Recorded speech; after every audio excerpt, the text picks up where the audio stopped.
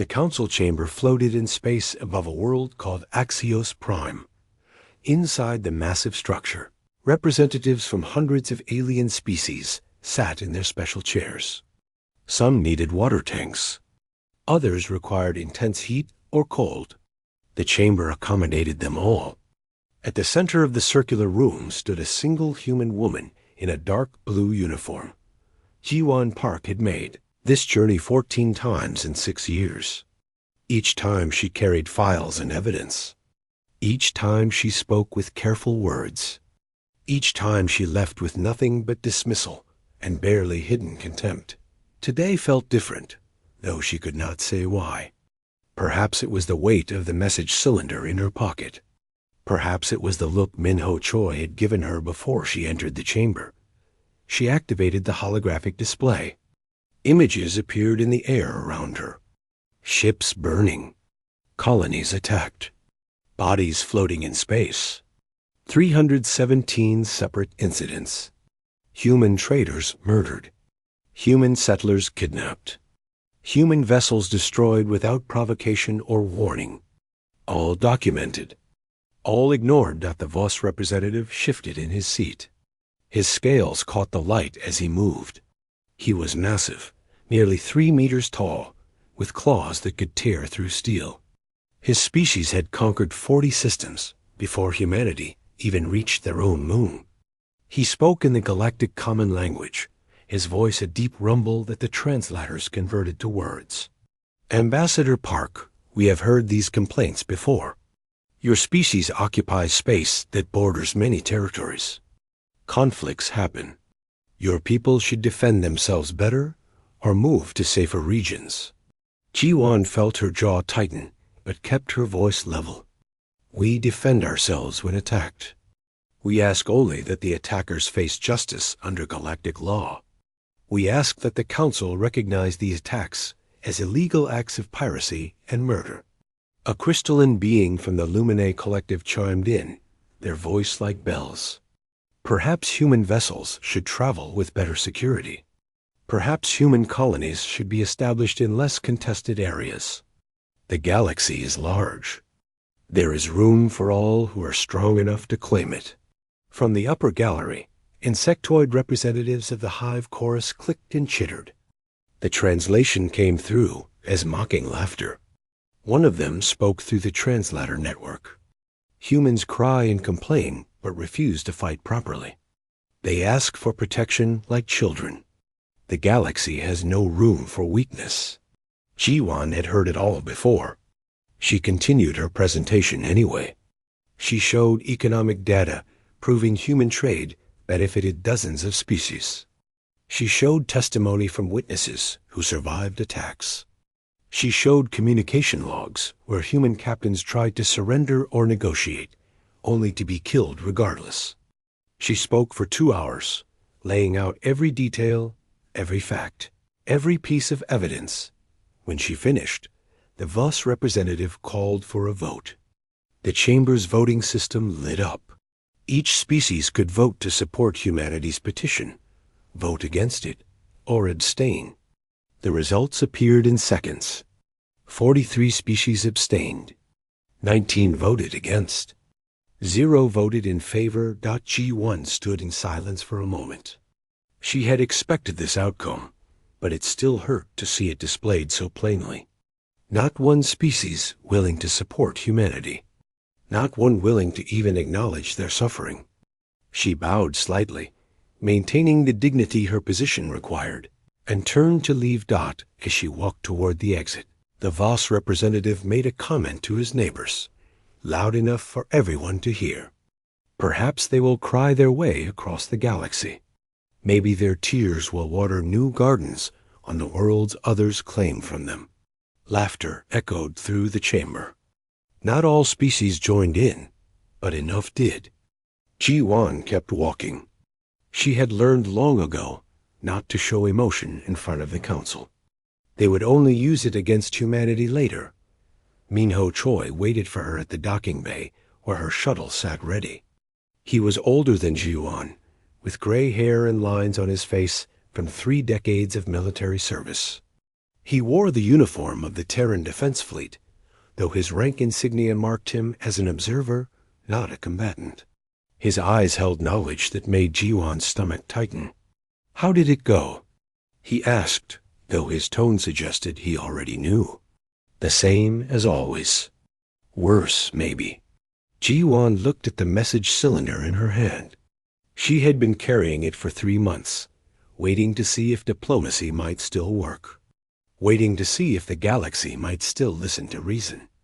"Mino, are we really going to do this?" He met her eyes steadily. "That depends on you. You're the last diplomat. You have the authority. But if you send that message, everything changes. There's no going back." Jiwan thought about the families she had met. Parents who lost children to raiders. Children who lost parents. Entire communities destroyed because they were easy targets and no one would punish the attackers. She thought about the contempt in the council chamber, the laughter, the mockery of human suffering. She opened the cylinder and read the authorization code inside.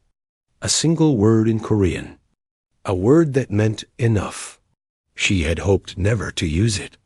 She had believed that patience and persistence would eventually work, that the galaxy would see reason, that justice could be achieved without violence. She had been wrong. Jiwan activated her quantum communicator, the device linking instantly to Earth across hundreds of light years. The connection was secure, encrypted with codes that changed every second. When the link established, she spoke clearly, her voice steady despite the weight of what she was about to say. "This is Ambassador Jiwan Park. Authorization code, enough. The diplomatic option has been exhausted. I am recommending immediate implementation of contingency protocols. The Council has voted against us for the final time. They laugh at our pain. They mock our patience. I hereby authorize Operation Final Warning." There was a brief pause. Then a voice came through the communicator. Fleet Admiral Taeyang Co., speaking from the command center deep beneath Seoul. "Authorization confirmed, Ambassador. We have been ready for this moment. May history judge our actions fairly." The connection closed. Jiwan felt Minho's hand on her shoulder. He said nothing, but his presence was steady. They boarded the shuttle together and began the journey back to human space. Behind them, the Council continued its session, unaware that anything had changed. They had no idea that humanity's patience had finally run out. They had no idea what was coming in the depths of space, in hidden shipyards and secret military bases, across every human world from Earth to the furthest colonies. Orders began flowing through encrypted channels. Ships that did not appear in any official records began powering up their engines. Weapons that the galaxy did not know existed began charging. Soldiers who had trained for years in silence began moving to their positions. Humanity had spent 14 years asking politely for peace. They had spent 14 years documenting crimes and filing complaints. They had spent 14 years being patient while their people died. That patience had been mistaken for weakness. The galaxy was about to learn the truth. Patience was not weakness. It was controlled strength. And when control finally broke, the strength beneath it was terrible to behold. The warning was over. The reckoning was about to begin. The Mars orbital shipyards hung in space like a crown of metal and light around the red planet. Inside the main construction bay, Yoonji Kim walked along a gantry overlooking 200 warships that did not officially exist. She had been chief engineer here for 8 years, and every day of those 8 years had been spent building this fleet in secret. The ships looked strange compared to standard human vessels. Their hulls were darker, designed to absorb sensor scans rather than reflect them. Their weapons were hidden behind panels that looked like standard cargo modules. Their engines could run silent, making them almost invisible to the detection systems the galaxy used. These were not exploration ships or trade vessels. These were weapons built by a species that had been preparing for war while pretending to accept peace. Yunji's communicator buzzed. The message was simple. Final warning authorized. Begin deployment procedures. She had waited years for this message, but now that it arrived, she felt a cold weight in her chest. She activated the facility-wide announcement system. Her voice echoed through every bay and corridor of the massive station. All personnel, this is Chief Engineer Kim. Authorization final warning has been received. Begin deployment of Ghost Fleet. This is not a drill. Repeat, this is not a drill. All ships to launch stations. All crews to battle-ready status. Around her, the shipyard came alive. Crews that had trained in secret for years moved to their vessels. Engines that had been tested only in the quietest corners of the solar system began warming up.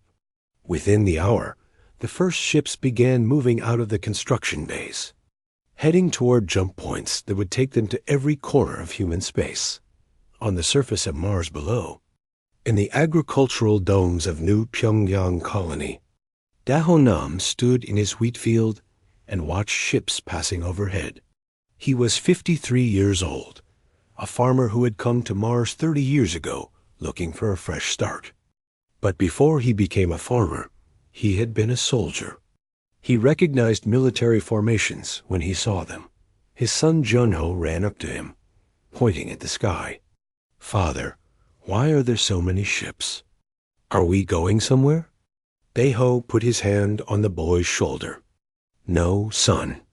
We're staying right here. Those ships are going to protect us." "Protect us from what?" Daeho did not answer immediately. How do you explain to a 12-year-old child that the galaxy has been hurting humans for years? That diplomacy failed? That war is coming? He settled for a simple truth. From people who want to hurt us. But don't worry. We're ready for them. In the northern valley, soldiers were indeed digging bunkers. Daeho could see defensive positions being established on the ridges. Automated turrets rising from underground storage. Shield generators being positioned around the dome cities. New Pyongyang was preparing for siege. Just like every other human colony in space not far from Mars, on Earth's moon, the Lunar Military Academy gathered its graduating class in the main auditorium. Instructor Haijin Yoon stood at the podium looking at 200 young faces. These cadets had spent 4 years learning tactics and strategy. They had studied the galaxy's military forces and learned how other species fought. But today, Haijin was going to teach them something the Academy usually kept classified. "Today, I'm going to tell you the real history of human warfare," she began.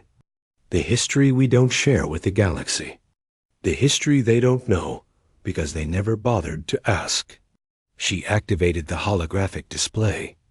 Images appeared showing Earth's ancient wars. Trenches from the First World War. Beaches from the Second. Jungles from Vietnam. Cities from the Middle East.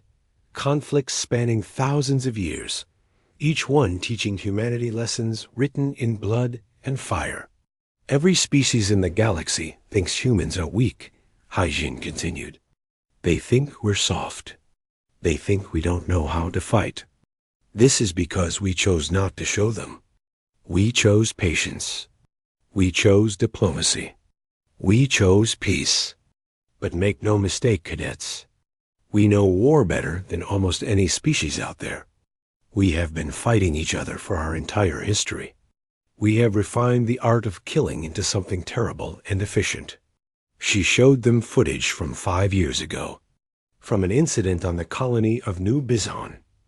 A Voss raiding party had attacked a settlement there, expecting the usual easy victory. But the garrison commander had authorization to fight back, just that once, to send a message. The footage showed what happened when humans stopped holding back. The cadets watched in silence as human soldiers took apart a Voss force 3 times their size. They used tactics the aliens had never seen. Ambushes, false retreats, Coordinated fire that seemed to come from everywhere at once.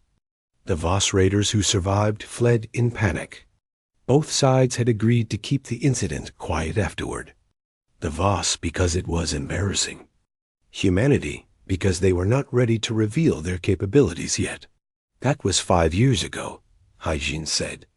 We've gotten better since then. And now you're going to show the galaxy what we've learned. Operation Final Warning is active as of 2 hours ago. You graduate today. You deploy tomorrow. Make me proud. The cadets stood and saluted. Hyjin returned the salute and watched them file out.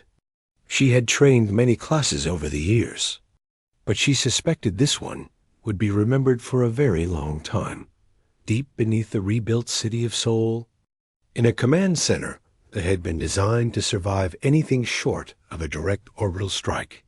Fleet Admiral Taeyong Seo stood before a holographic display of the known galaxy.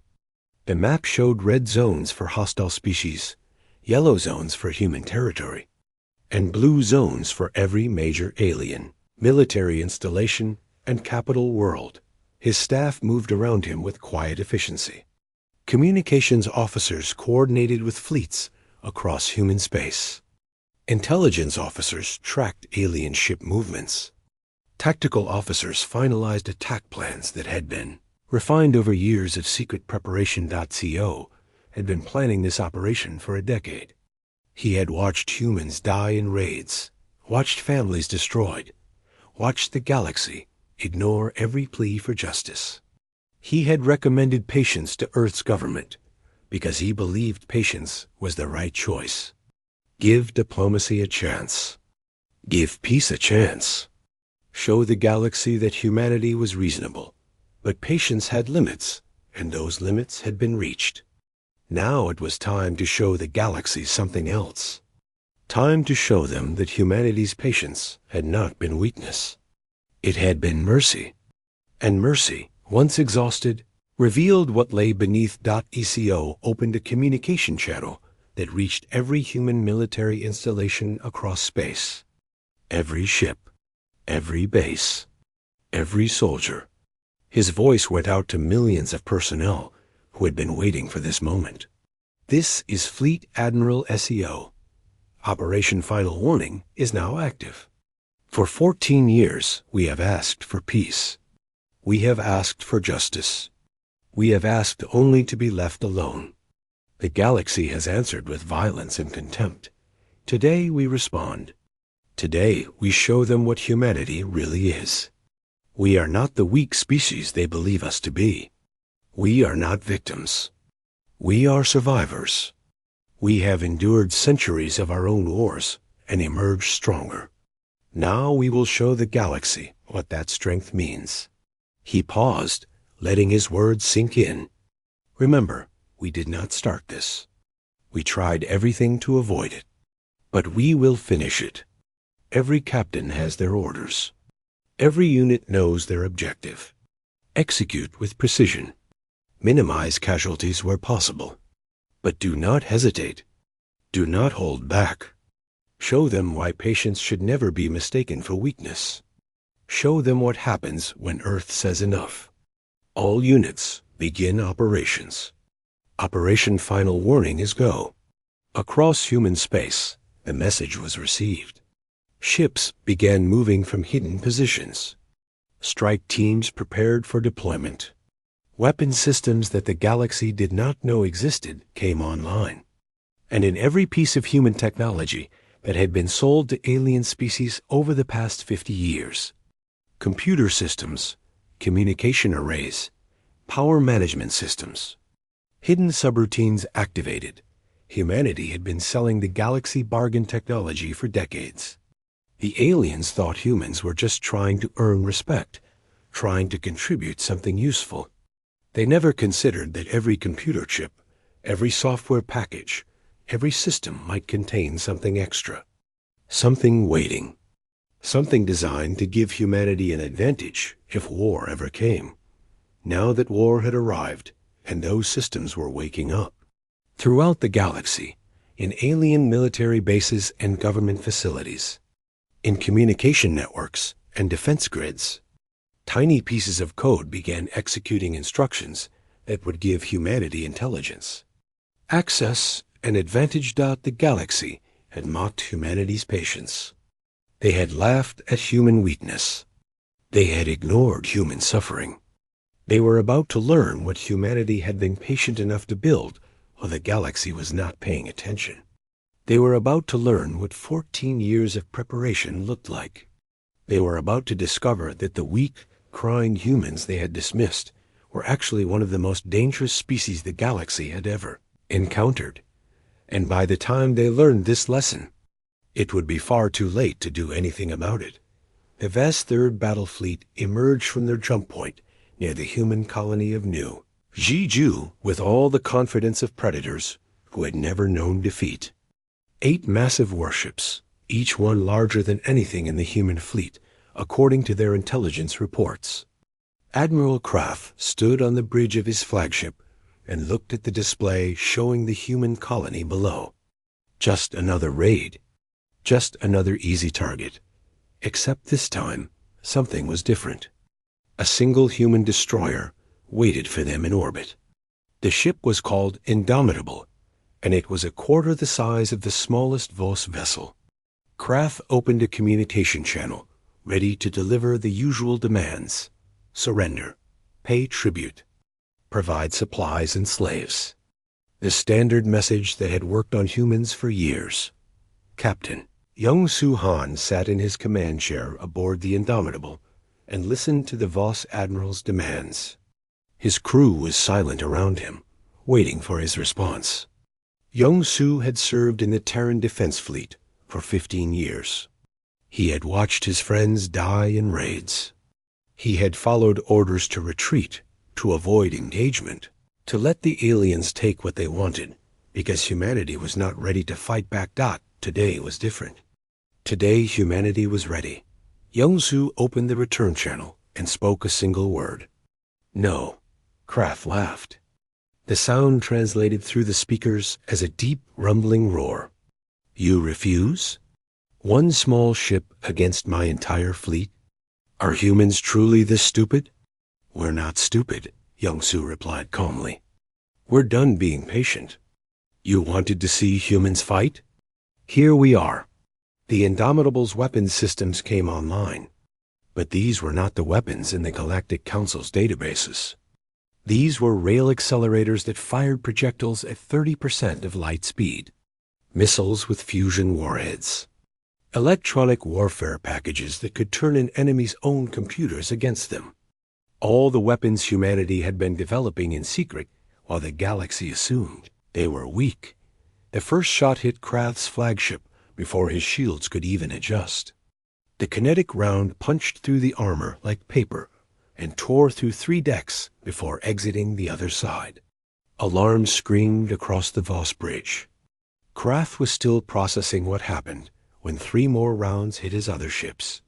The Vos fleet tried to return fire, but their targeting systems suddenly reported multiple indomitable positions. Hundreds of false sensor readings. The electronic warfare packages were working perfectly.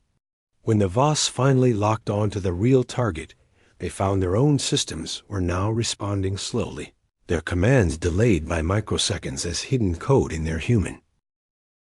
Made computer systems activated.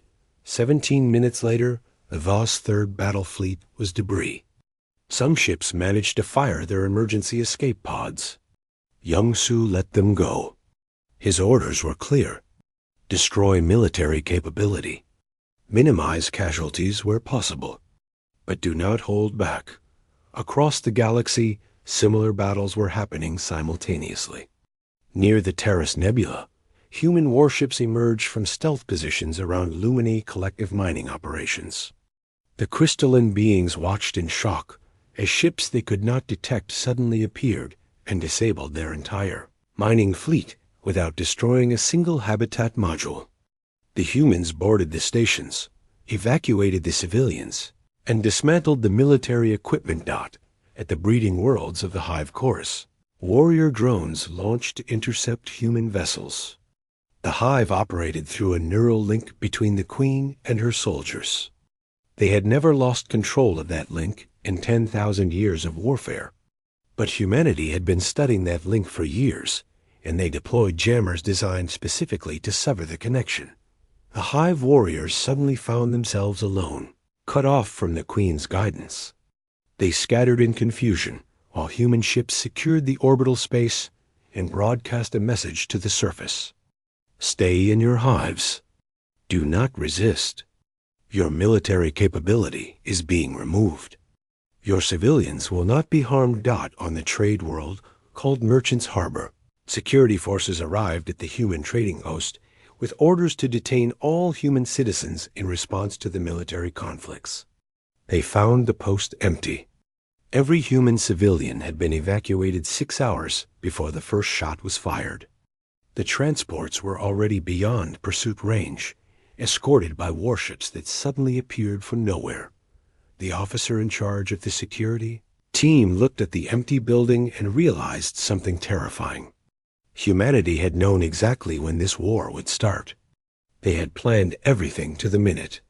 They had evacuated their civilians from hundreds of worlds across the galaxy in perfect coordination. This was not a species reacting in panic. This was a species executing a plan. They had been preparing for years.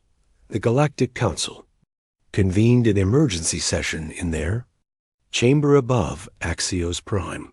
Representatives from species across the galaxy demanded answers. What were the humans doing? Why were they attacking everyone? This was unprecedented aggression. The Council's military advisors brought reports that made the situation even more confusing. Human forces were not conquering territory. They were not killing civilians. They were specifically targeting military installations and capabilities. They boarded ships and disabled weapons, but let the crews live. They occupied military bases, but protected the surrounding civilian populations. This was not the behavior of an aggressive species trying to expand. This was something else. Something more organized. Something more frightening. This was punishment, delivered with surgical precision. The Council prepared to send a message demanding that humanity explain these actions. Before they could transmit it, every screen in the chamber activated. A human face appeared. Fleet Admiral Taiyong Co., broadcasting from Earth. His expression was calm but cold.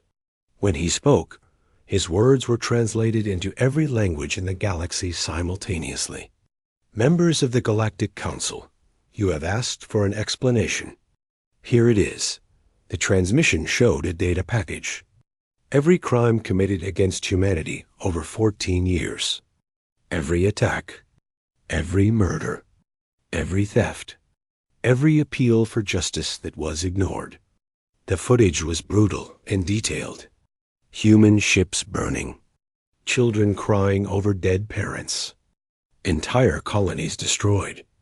And through it all, the timestamps showing humanity asking for help, asking for justice, asking to be left alone.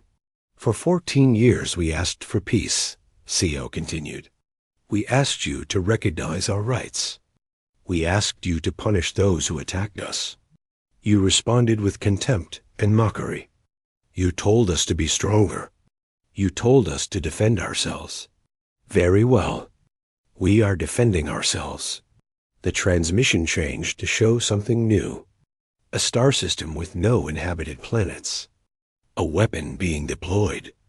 The star itself suddenly became unstable, expanding and exploding in a cascade of fusion that sterilized every planet in the system. The demonstration of a Nova Trigger device, a weapon that could destroy entire solar systems. We call this the cascading star, CO said. We can deploy it to any star in the galaxy. We have not used it on any inhabited system because we are not monsters. But make no mistake, we have the capability. We have the will. And if you force us to choose between our survival and yours, we will choose ours. The council chamber was silent. Species that had been demanding human submission suddenly realized They were facing a species that could exterminate entire star systems. A species that had been hiding this capability the entire time they were asking politely for peace. These military operations will continue until our terms are met, CO stated. We want formal recognition of human territory. We want reparations for damages. We want the war criminals who attacked our people to face justice. And we want a seat on the Galactic Council with equal voting rights. These terms are not negotiable. You can accept them and live in peace with humanity. Or you can refuse, and we will continue removing your ability to threaten us. Choose wisely. The transmission ended. The council chamber erupted in debate. Some species called for immediate counterattack. Others argued for negotiation. A few quietly began calculating the costs of continued war versus the cost of accepting humanity's demands. The Voss Empire refused to accept the situation. Their grand armada, 8,000 warships that had never known defeat, was assembled and sent to Earth itself. If they could destroy humanity's homeworld, the rest of the species would collapse. That was their plan. That was their mistake. The Voss Armada emerged in the Sol system, expecting to find a primitive world with minimal defenses. Instead, they found a fortress. Earth's moon was covered in weapon platforms. Mars had orbital defense grids that would make planetary assault impossible. The asteroid belt contained millions of automated defense drones. And waiting for them in perfect formation was the entire Terran defense fleet, along with the ghost fleet that the Voss had not known existed. Fleet Commander Jayon coordinated the defense from an orbital platform above Earth. He had been planning for this exact scenario for 10 years. Every simulation, every war game, every training exercise had prepared his forces for this moment. The battle plan was perfect. His forces knew exactly what to do. The Voss attacked with overwhelming force and confidence. They broke against human defenses like waves against a cliff. Their ships were powerful, but human weapons had been designed specifically to counter Voss technology. Rail accelerators punched through their armor. Fusion missiles overwhelmed their shields. Electronic warfare turned their fleet coordination into chaos. The Voss tried to retreat after losing half their forces. Jayon had anticipated that too. Human forces had already positioned themselves along the retreat routes. The surviving Voss ships were given a choice: surrender or be destroyed. Most chose surrender. Those who tried to fight were eliminated. When it was over, Jayon sent a message to the surviving Voss commanders. Take this message back to your empire. Earth is not afraid of you. We never were. We were simply giving you a chance to live in peace. You refused that chance. Now live with the consequences. The galaxy was learning what humanity had tried to teach them through words. Patience was not weakness. It was the choice of the strong to give peace a chance. And when that patience finally ended, the strength beneath it was absolute and terrifying. The war lasted 73 days. Not because the galaxy surrendered quickly, but because human forces moved with efficiency that terrified their enemies. Every operation was planned to the smallest detail. Every strike was coordinated across light years of space. Every battle ended with human victory. Commander Suyun Beek led strike teams that specialized in capturing enemy installations rather than destroying them. His unit of 200 soldiers could board a hostile station, secure all critical systems, and evacuate civilians within an hour. They moved through corridors with practiced precision, their weapons firing stunners more often than lethal rounds. The goal was not to kill. The goal was to remove the enemy's ability to fight while forcing them to protect their captured personnel. On the Voss colony world of Crothis Prime, Suyun's team secured the orbital defense platform that protected the planet below. Instead of destroying it, they disabled the weapons and held position. Within hours, Voss reinforcements arrived to retake the station. They could not simply destroy it because their own people were still inside. They were forced to attempt boarding actions, which played perfectly into human tactics. The Voss were excellent fighters in open battle. They were strong, fast, and aggressive. But humans had been fighting in corridors and buildings for thousands of years. They knew how to use choke points, how to set ambushes, how to make every corner a death trap. The Voss boarding parties were torn apart, trying to retake their own station.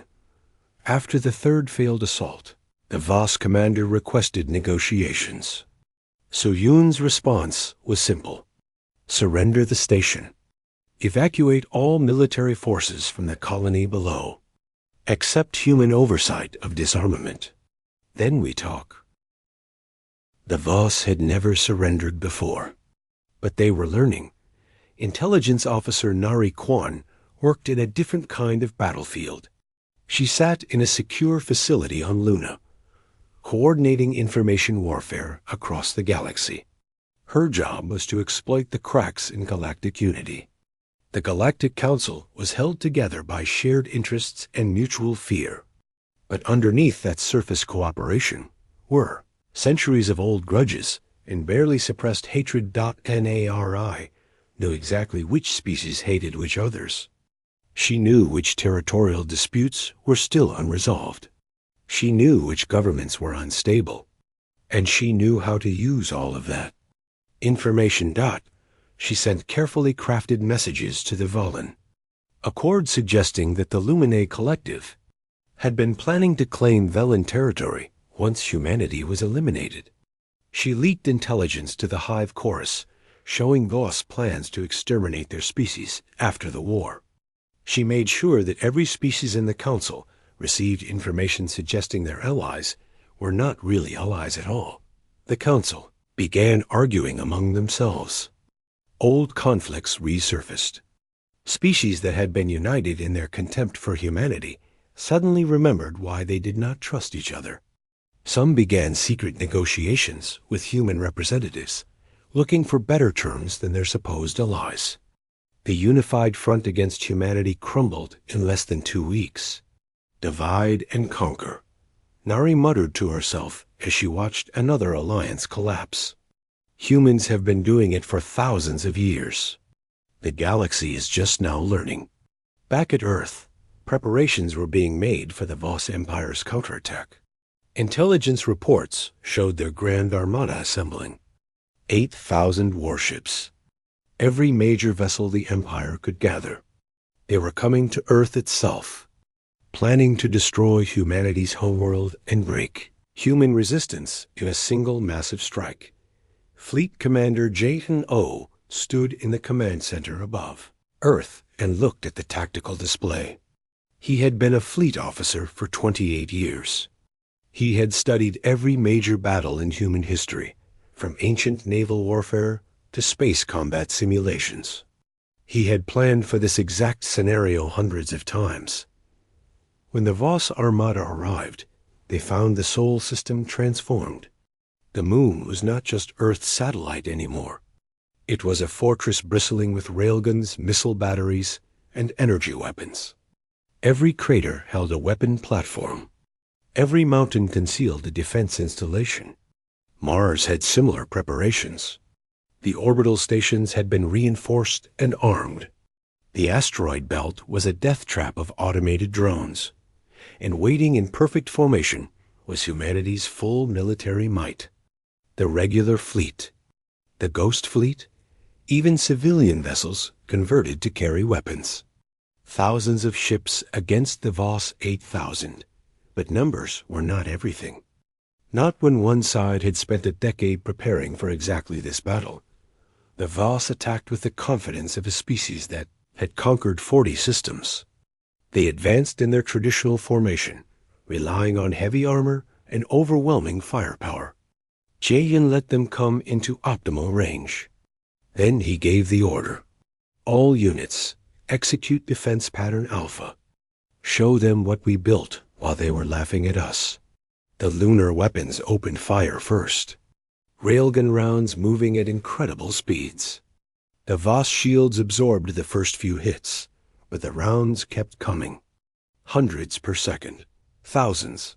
The shields began failing under the sustained bombardment. When they fell, the armor beneath was torn apart. The Voss tried to return fire, but their targeting systems were malfunctioning. The human-made computers in their ships were running hidden code that degraded their accuracy, slowed their response times, and fed false information to their crews. They were fighting blind while humanity could see everything. The Martian defense grid activated next. Missiles launched from platforms across the planet's surface.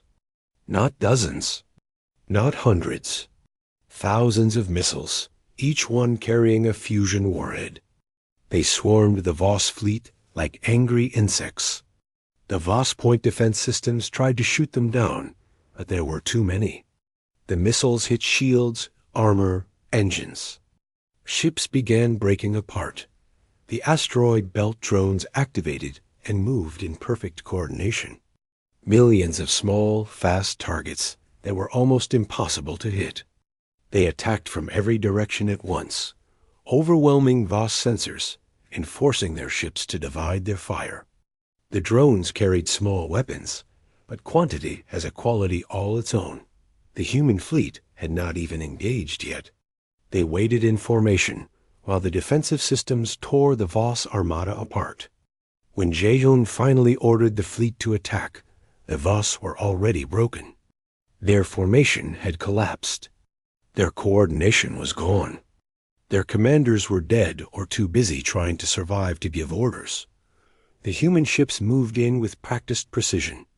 They targeted engines and weapon systems specifically, crippling rather than destroying where possible. The goal was to capture ships, not annihilate them. Dead enemies could not tell others what they had faced. Captured enemies would spread the word about human capabilities. The battle lasted 6 hours. When it ended, half the Voss armada was destroyed. The other half had surrendered or been captured. The survivors were allowed to return home in disabled vessels, escorted by human ships. Their orders were clear. Tell your leaders what you saw. Tell them what happens when you attack Earth. The Voss crews who survived carried that message back. They told of a human homeworld so heavily defended that assault was suicide. They told of weapons that seemed endless. They told of technology that turned their own systems against them. They told of a human fleet that had been hiding in silence, waiting for the right moment to strike. The Voss Empire began negotiating surrender the next day. On Axios Prime, the Galactic Council chamber filled once more. But this time, Ambassador Jiwon Park walked in without needing to request an audience. She walked to the center of the chamber and stood in the same spot where she had been mocked 73 days earlier. The chamber was silent. No one laughed now. Ji-won spoke with the same calm dignity she had always shown. Members of the council, humanity is here to discuss terms, not to request them, to present them. You have seen what we are capable of. You have learned that our patience was not weakness. Now you will learn that we prefer peace, but we will accept war if peace is denied. She activated a display showing human military positions across the galaxy. Species that had attacked humanity now had human fleets in their territory. Not conquering, not destroying, simply present, waiting, watching, making it clear that humanity could reach any world, any station, any fleet at any time. Our terms are simple, Jiwon continued. Formal recognition of human territory with secure borders. Reparations for all damages caused over the past 14 years. Extradition of individuals who committed war crimes against human civilians. They will face trial under human law. And finally, humanity will have a permanent seat on this council, with full voting rights equal to any other member. Illuminae representatives spoke up, their voice uncertain. And if we refuse these terms? Jiwon's expression did not change. Then we continue until you no longer have the capacity to refuse. We did not want this war. We gave you 14 years to avoid it. We asked politely. We documented everything. We followed your rules. You ignored us. Now you face the consequences. We will not return to being victims. We will not return to being ignored. Choose peace, or we will impose it. The chamber was silent for a long moment. Finally, Elder Counselor Thrix of the Vilain Accord stood. He was ancient even by the standards of his long-lived species. He had seen civilizations rise and fall. He had witnessed countless wars. He spoke with a voice that carried authority earned over centuries. There comes a moment in galactic history when we must recognize a new power, Thrix said, when we must acknowledge that the order has changed. Humanity has proven itself through patience and through strength. They gave us every opportunity to do the right thing peacefully. We failed. The fault is ours. I vote to accept humanity's terms in full. Other species began voting. Some voted yes immediately. Others hesitated, but eventually agreed. A few voted no out of pride or stubbornness, but they were the minority. The motion passed with overwhelming support. Humanity had won. Not just the war, but the peace that followed, 6 months after the last shot was fired. Ambassador Jiwan Park stood on the observation deck of the newly constructed human district on the Galactic Council Station. Around her, construction crews from a dozen different species worked together, expanding the facilities to accommodate humanity's full participation in galactic affairs. She watched ships from across the galaxy dock peacefully at the station. Trade vessels, diplomatic shuttles, cultural exchange programs. It looked like peace. But Jiwan knew peace was always fragile. It had to be maintained with constant effort and attention. The war had ended. The real work was just beginning. General Minho Choi walked up beside her, his steps slow and tired. He had aged visibly in the past 6 months. The stress of coordinating the military drawdown had taken its toll. He was overseeing the process of returning fleets to peacetime operations while making sure humanity maintained enough force to deter future aggression. It was a careful balance. The last of the Voss war criminals were transferred to our custody this morning, Mingo said quietly. 73 individuals. They'll face trial under human law for their crimes against our people. Justice is slow, but it's finally happening. Jiwan nodded. How many of our people died, Minho? In the 14 years before the war and the 73 days during it? 7,000 military personnel. 3,000 civilians caught in attacks before the war. The Voss raids alone killed nearly 2,000 people over the years. Minho looked out at the stars. I keep wondering if there was another way. If we could have avoided all of this. We tried every other way, Jiwan replied. We tried for 14 years. Sometimes there are no good choices. Only the choice between surviving and dying. We chose to survive. On the colony world of New Jeju, Captain Young-Soo Han walked through the corridors of the TDF Indomitable one final time. The ship that had fired the first shots of the war was being decommissioned. It would become a museum, a reminder of the conflict that nobody wanted, but that humanity had finished decisively. Workers were already converting the combat systems into display pieces, removing weapons and installing information panels. Lieutenant Cheung-an walked beside him. She had been his tactical officer through the entire war. She had calculated firing solutions and coordinated their attacks. Now she was helping him prepare the ship for its new purpose. She looked around the bridge and spoke quietly. Captain, do you think the peace will last?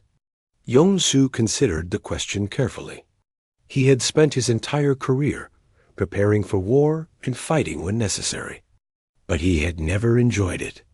The killing, the destruction, the knowledge that every decision he made could mean life or death for his crew. He wanted to believe in peace, but he had seen too much to be naive. Peace lasts as long as people remember what war costs, he finally answered. We gave the galaxy that memory.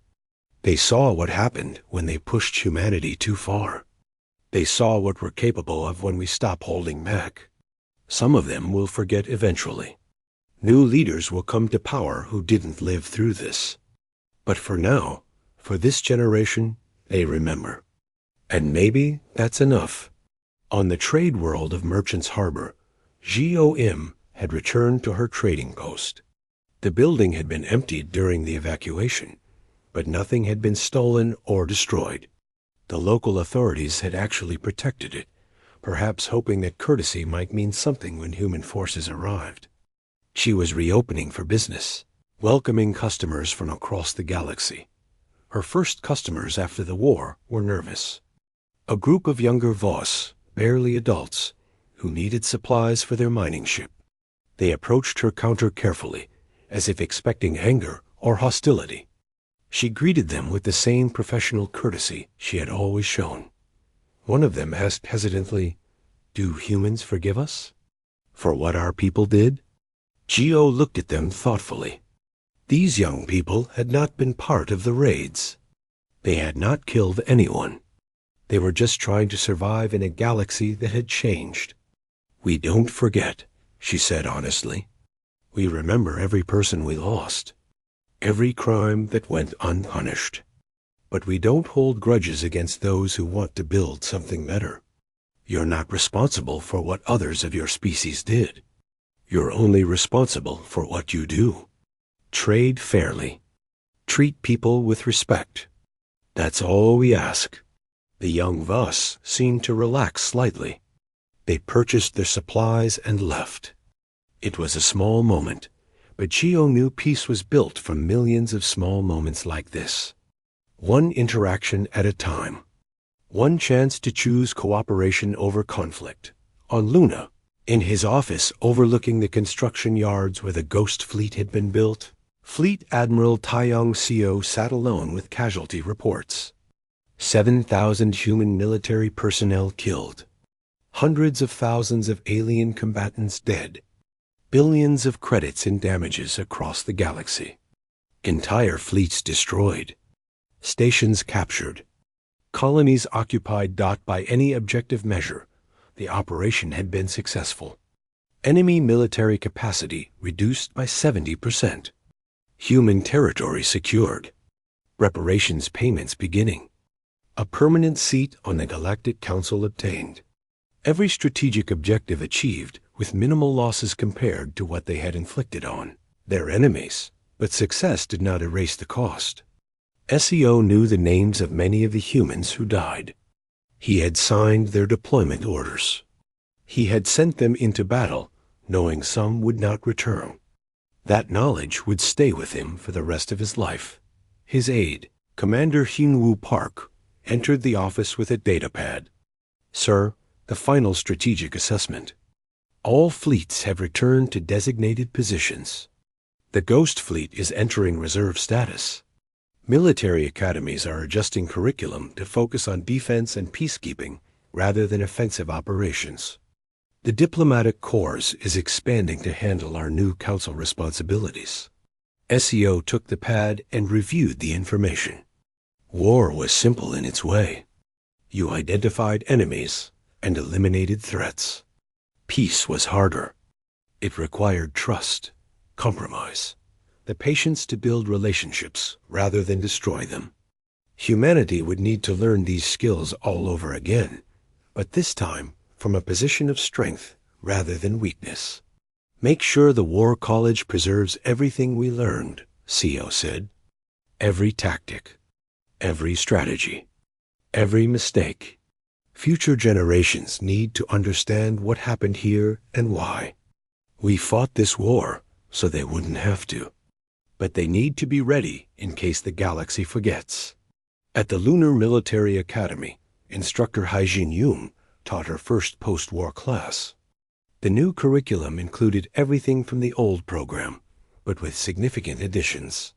She called it the ethics of power. The goal was to make sure that humanity's military understood not just how to fight, but when to fight and when to find other solutions. She showed her students footage from the war, not to glorify it, but to understand it.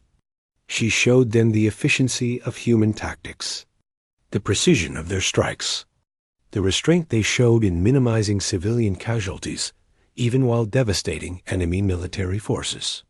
But she also showed them the cost, the funerals, the families grieving, the colonies that had to be rebuilt. You are the next generation of Earth's defenders, Hygiene told her class. The galaxy now knows that humanity can fight. Your job is to make sure they know we can lead as well. We proved our strength. Now we must prove our wisdom. We must show them that the species patient enough to endure 14 years of injustice is also wise enough to build a lasting peace. The Galactic Council held its first reformed session with humanity holding a permanent seat. The chamber was different now. The casual arrogance was gone. Species that once lounged in their seats now sat with attention. The mockery that once filled these halls had been replaced with professional respect. Ambassador Ji-Wan delivered her first address as a full council member. She spoke about the past, acknowledging both the injustices humanity had suffered and the violence humanity had unleashed in response. She spoke about the present, outlining initiatives for mutual prosperity and shared defense. But most importantly, she spoke about the future. For 14 years, we asked to be heard, Ji-Wan said. We asked politely. We documented everything. We followed every rule. You ignored us.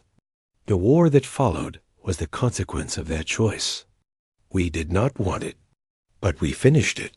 Now we stand before you not as victims seeking mercy, but as equals demanding respect. She paused, letting her words settle over the chamber. Humanity brings to this council something valuable. We bring experience with conflict. We have fought each other for thousands of years before we reached the stars. We understand war in ways many species do not. But we also understand peace. We understand lasting peace cannot be built on fear alone. It must be built on justice, fairness, and mutual respect. We propose new protocols for resolving disputes between species. We propose stricter enforcement of laws protecting civilians. We propose a shared defense initiative where all species contribute to galactic security. These proposals are not demands. They are offers. Work with us, and we will build something better than what existed before. A galaxy where patience is rewarded rather than exploited, where the strong protect the weak rather than prey upon them. The speech received mixed reactions. Some species applauded enthusiastically. Others remained skeptical, still adjusting to the new reality where humans held power. But everyone listened. That was the difference. Humanity had asked for 14 years to be heard. Now they had the galaxy's complete attention. On Earth, in the rebuilt city of Sol, where the government coordinated humanity's expansion into galactic affairs, a new monument was erected in the central plaza. It was a simple structure of black stone, rising 30 meters into the sky. On its surface were carved the names of every human who died in the 14 years before the war and the 73 days during it.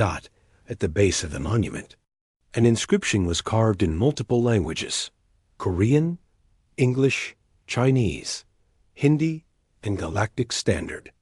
The words were simple but powerful. They mistook our patience for weakness. We reminded them that patience is simply controlled strength. May we never forget what it costs to be ignored, so that we never ignore others' cries for justice. Civilian analyst Borum Lee stood before the monument with her 7-year-old daughter. The girl looked up at the tall structure and the endless names carved into it. She asked her mother what the war had been about. Borum thought about how to explain complex politics and tragic necessity to a child.